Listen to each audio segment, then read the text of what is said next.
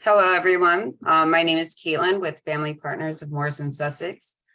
Today we have Stephanie from Roots and Wings, and she will be giving you a presentation on what Roots and Wings is and what they have to offer. The first half is recorded, and at the end, we will give everyone a chance to ask questions if needed.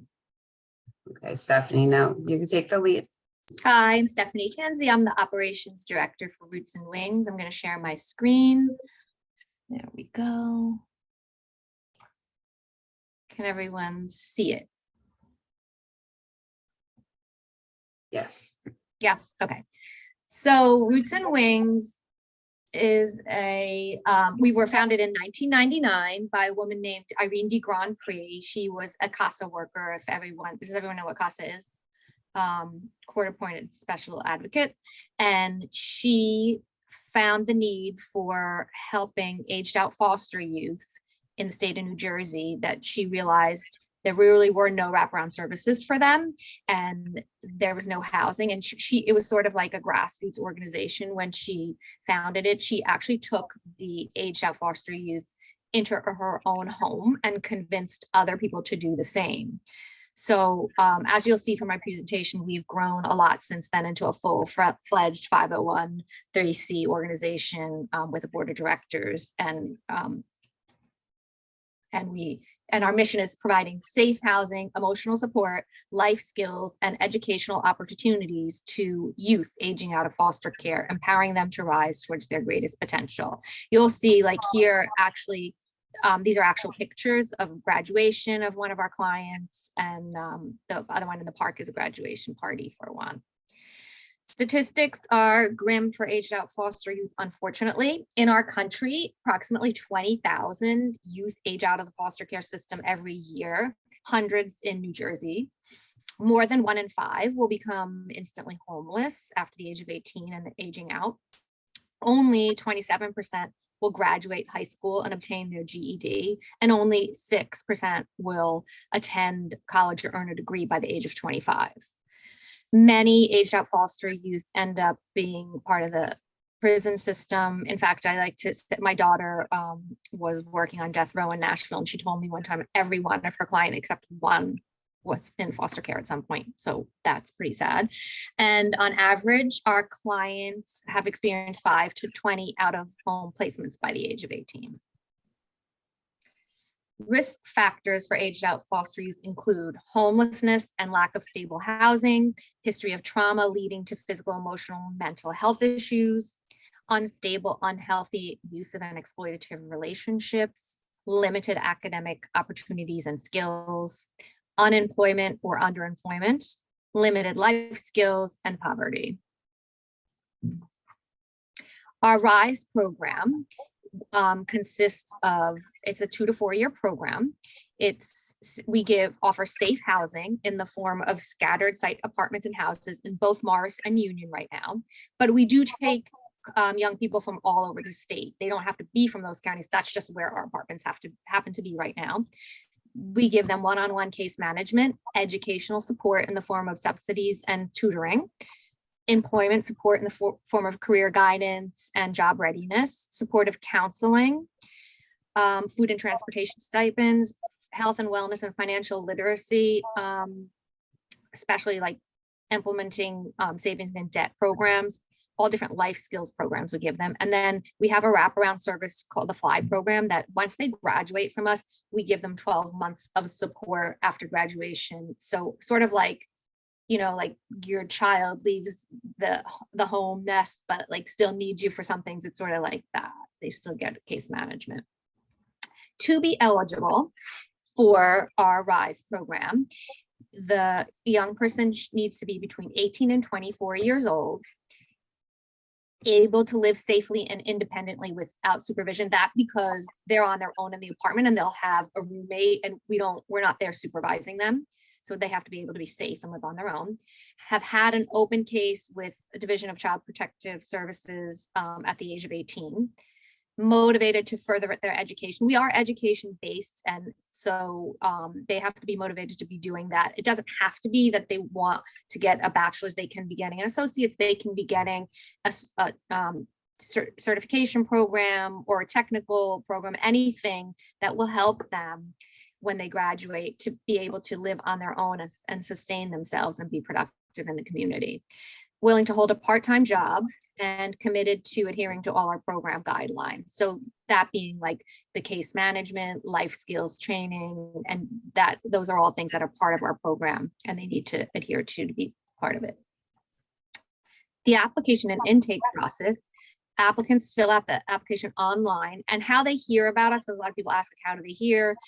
A lot of them come directly from the system. So they'll have already a caseworker because they're in the foster care system. And so that person would recommend them to us. We're known for it, but they apply online. Then we give them a phone interview. If it's a fit, then they come in and they have an actual in-person interview. If we feel like they're a fit for us and we're a fit for them, we do a background check, mental health and behavioral assessment, and then schedule a move-in date after their acceptance and signature of the contract. And the contract that they have with us it's like a program that we do with them with an assessment every 6 months that they're following along and becoming the best that they can become. Outcomes. So we have had some really wonderful outcomes in 2022. This is a picture of one of our young men who graduated from Montclair State. Very proud of him. One young woman graduated with her bachelor's in legal studies from Montclair State last year, and now she's studying for her LSATs. One person graduated from Kane. She is working and living independently on her own and doing really well. Another young person graduated with her bachelor's from New Jersey City University. Then we have 3 young people currently pursuing bachelor's degrees, 2 pursuing associates. One young woman who just earned her cosmetology license and she's employed full-time. And then one young woman is studying to be a medical assistant. Those were success stories of 2022. I also just would like to share an individual client story with you about a young man named Pete. Pete joined our program about 4 years ago. He actually was found wandering the streets in a diaper in the cold with his 1.5-year-old brother. He was taken into Child Protective Services and he was kind of in and out of the system. He was adopted at one time by his grandmother, but it turned out to be not a healthy situation. When he came to us, he was living in his car. He was 18 and going to county college. And however, I don't know, was doing well going to county college, getting decent grades. When he came to us, we were able to give him housing in Parsippany. He continued his studies, and then he was doing really well, and one of our donors offered to give him a full ride to Fairleigh Dickinson, where he currently still takes classes, majoring in psychology, and he has a job as a caregiver, helping a number. I think he has 2 or 3 families with autistic children that he is helping with. I do have a little sound. I don't think the sound thing would work, but there is a little sound video. I don't think it works on Zoom. It doesn't translate to Zoom for some reason. My favorite part of what we do is the celebration. So we invite all our program members, past and present, to come back and enjoy holiday events and fundraising events. We try to have, when possible, birthday month celebrations. We have an annual Thanksgiving feast. We have a Christmas holiday party complete with gifts. They can complete a holiday wish list, and we post that on Amazon. And we have our wonderful volunteers who buy all their gifts. Then we have someone who comes and wraps them as well. And then we have a party with a feast of food, and they open their gifts. And you can see some of the pictures here of this past Christmas's holiday party. And it's just really fun. And we invite all alumni to come back as well. So it's nice to see them. I mentioned inviting them to fundraisers.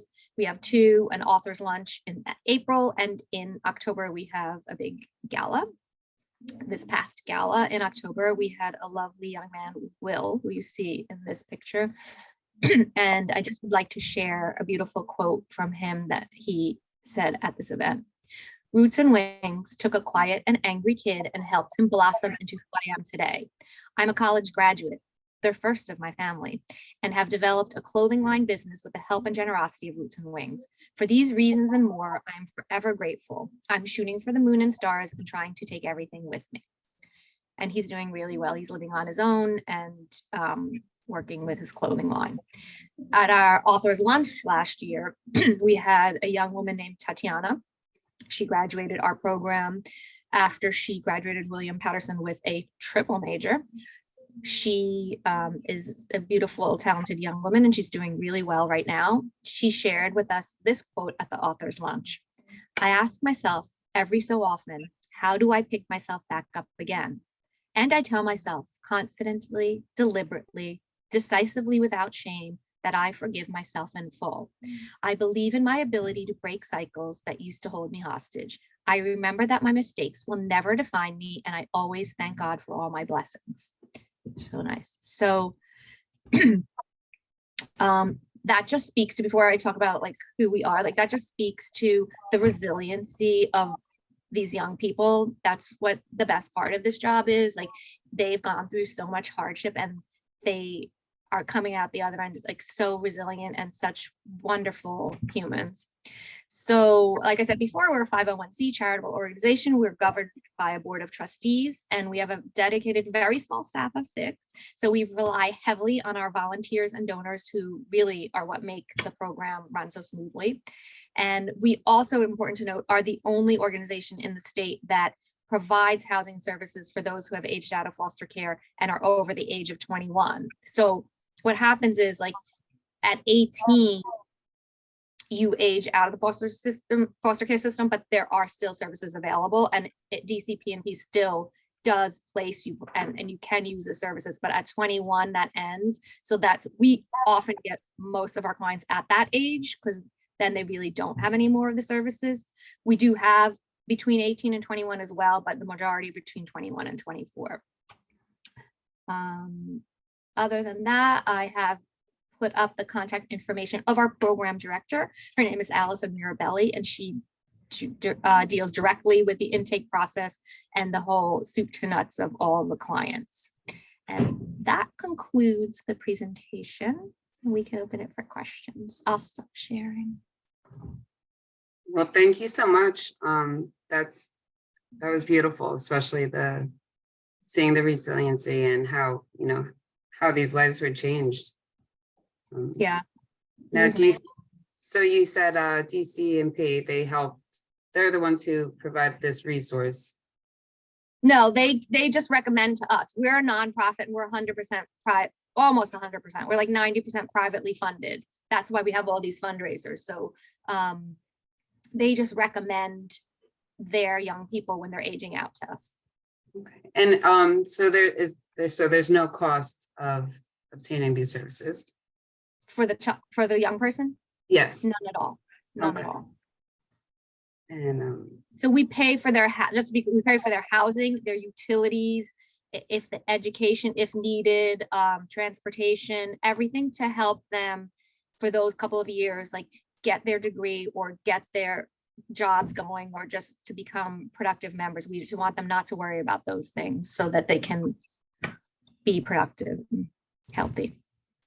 And so do you see any challenges of families reaching out for help, or, young adults reaching out for help when it comes to what you guys offer? I